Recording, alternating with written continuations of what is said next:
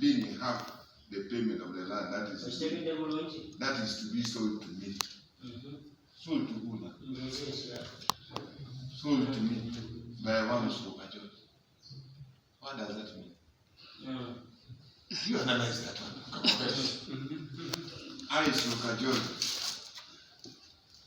have received the shillings 18,500 from one and is Namatogo.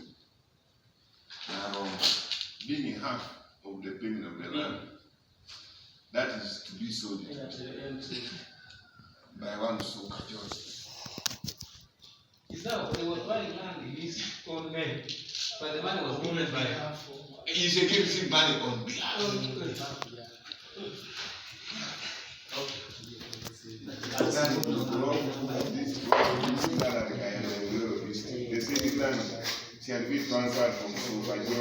I don't want to hear anything because if you have been friends for a long time, okay, I have been paying his school fees. I have been giving him even money, even to go to pay for his son. You understand? Okay. I have been feeding them.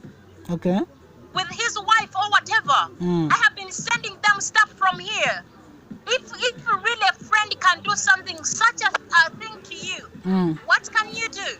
Okay. I feel bad because he is my friend, but on the other side, I'm like, no. If he was a real friend, he couldn't, betrayed me to take all that money from me. Okay. At least the little I have done for him, he would have appreciated that. Okay. Instead of taking my money. Mama, what am I going to say? Katsoko tunyemezemu tuli eno Luwero tukusanze wano polisi. Si kigenda maaso. Kigenda maaso nazo wano. Okakasa nti ettaka Elyempewo Elyempewo. Nenzija wano nga mwami Wisdom Kaye yandeeta yakwatagana ne bawala bange bali London ne bamuweereza ssente. Kati tugenda okukizuula ng'ettaka teririiyo. Ettaka teririiyo. Essente zaasindikibwa muwalawo okuva e London. Nga zituukira ku Kaye. Ate oli mukwano gwa muwala wange yazisindikiranga taata we. Taata we n'azikwasa Kaye. Nagula ettaka eka 5 naye kati simanyi kituufu. Essente zaali mmeka ze baasindika? Millions 17 naye okugatta omugatte zisukka millions 65. Byonna biri mu buwandiike. Biri mu buwandiike naye obuwandiike butulaga nti bulina kye bulaga. Tekuli yatuguza, tekuli eyandibadde nga atuguza yatudduuseeko. Kati bali famire eri ye yazze okwebuuza kati ne baleeta mwami Kaye Wisdom. Olunaku lwa jjo zagenze okwera saawa emu amawulire ne gabuutikira intaneti nga muganda waffe Wisdom Kaye bamaze omuggalira nga tetumanyi nsonga lwaki. Butyo naffe ku makya ne tuziteekamu engatto ne tusalawo tugende tucekinge embeera nga bweri Wisdom Kaye na butya bwe tusobola okufuna solution Wisdom Kaye asobola okuteebwa. Tugezezaako okukola research tunoonyereze ensonga lwaki Wisdom Kaye yakwatiddwa. Netufunako okusaidiya aba complainant nga bagamba nti essente waliwo ezaasindikibwa okuva e London nga waliwo omukyala yali azisindika naye nga ziyita mu makubo makyamu. Naye nga bigenda tetusobodde kufuna Wisdom Kaye because yakyali munda ng'omumanyi nga vice president w'aba gospel artist. Naye nga twakezezaako ngokola ne tujja n'omukulu gwe bayita Ranek president wa gospel artist. Tujja tucekinga embeera nga bweri. Amanya ge twakafunawo gagamba nti Wisdom Kaye agenda teebwa era president nsuubira ku nsonga eno asobola okujongerezaako katini mu ddakiika emu. Mawulire ge wakafuna? Yes, amawulire ge nakafuna is Wisdom Kaye agenda kubeera released ku bond. Okay. Yes, ate ebadde bigenda maaso byonna birimu okuwaayiriza kungi okusinzira nga bwe nkirabye nga nze Lanek.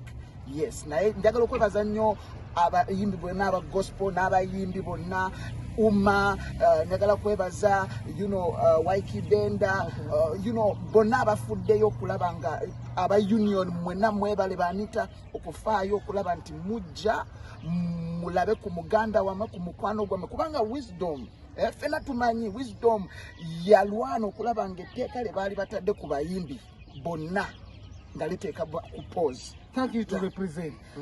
Jukira tuli Luwero amanya n'eddoboozi Oniseron Genius ekinaaba kivuddeyo kyonna kubikwataganya ne Kaye bw'anaafuluma enkya tujja kuba tumuleeta ku pano eya BBS roundabout ssaawa 10 mpaka 11. Ekinaabeerawo kyonna sayidi ya poliisi tetusobodde gifuna nga w'obimanyi embeera ya poliisi bakyali mu ndagaano bazisayininga banoonya eri n'eri baatute pulezidenti ne bawayamuko naye mu kafubo banamawulire tutasobodde kutuuka. Yeah, manya n'eddoboozi mpitibwa Dennis Lanek, President wa Federation of Gospel Artists Uganda, ekibiina ekitwala abayimbi ba gospel bonna. Siwulira bulungi kubanga muganda wange, mukwano gwange, Vice President wange Wisdom Kaye, mwenna gwe mumanyi, ali mu kkomera.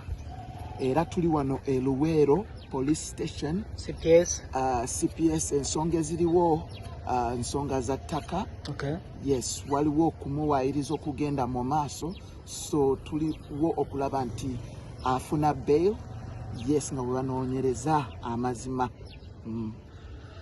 Bw'oyingidde munda eki ky'oggyeyo bw'oyingiddeyo mu kaduukulu tuzze ffenna nendaba ng'onvuddeko n'oyingira munda onyumyemu n'ey'abaofiisa oba baafande banamawulire utasobodde kutuuka. Nsobodde okulaba Wisdom era babadde bamuggyako statement. Okay. Yes, babadde bamuggyako statement. Bagamba nti yabba ettaka teririiwo, nsonga ziri awo tezitegerekeka, but nannyini muguza ttaka waali, so tumanyi nti waliwo ekigenda mu maaso kye tutanaba kutegeera, but tujja kukitegeera. Okay. Ne bana abacomplaininga ozimanyiko? Kaye namulaba oluvannyuma lw'okufuna Mr. Sukka ne Sonko nga be bamundeetedde. Katono omuvubuka abiyingiriramu gwe baasibye Kaye oluvannyuma lw'okulaba omuvubuka nga twagala ogoba ku kyapa kya taata waffe ne tulaba omwami bamuyita Sukka ne Sonko. Kati Sonko sente bamala okutambuza ebintu batubagaye mugende mulabe munoonye bamala okukebera ne musanga gye kiri bijja bawa acres meka 2 ne bagenda paka Ntebe Bukalasa tebakiraba nga Kikweke agenda Mulangiza Kampala tebakiraba ne bagenda Ntebe ne balizuula nga liri manya ga taata waffe nga gye liri. Kati bazuula nga gye liri ne bakomawo ne tubakolera endagaano.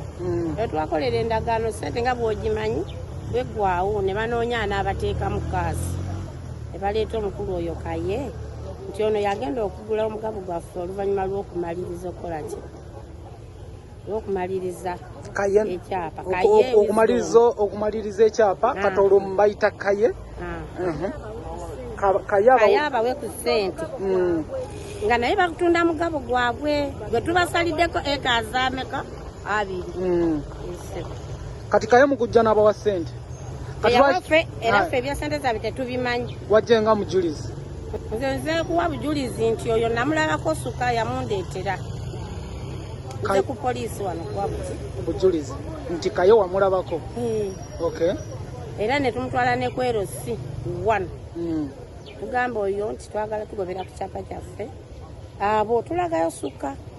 Kasukka ali n'omwami oyo era n'amugamba nti ku ndagaano Sukka gyankoledde nkonerako sitampu era kyamaanyi n'agikola ki n'agikoonako. So kati gwoze kwa bujulizi nti Wisdom Kaye yaliwo wamulaba ngazze era ttaka mmanyi nti